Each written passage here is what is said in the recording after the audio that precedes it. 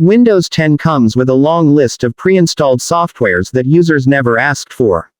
All these softwares that Microsoft is trying to shove down your throat are called bloatware.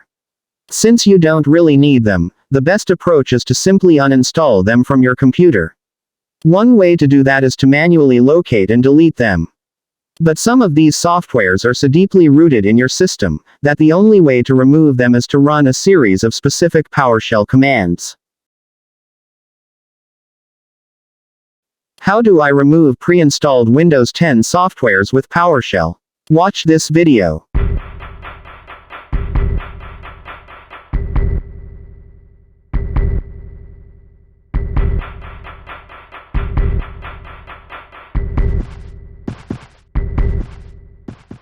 Right-click the PowerShell, and then select Run as Administrator option.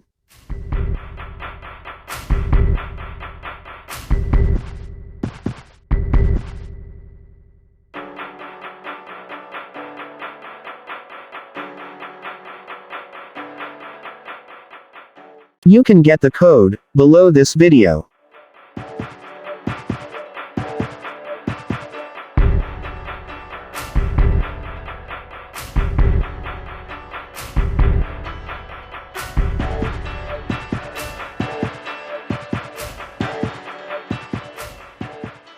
Copy and paste the following command to the PowerShell interface,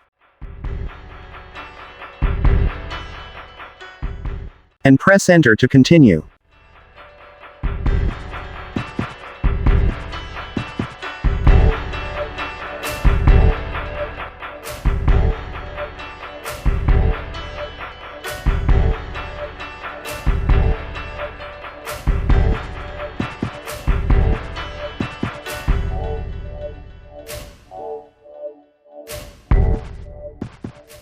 Repeat for other programs you want to remove.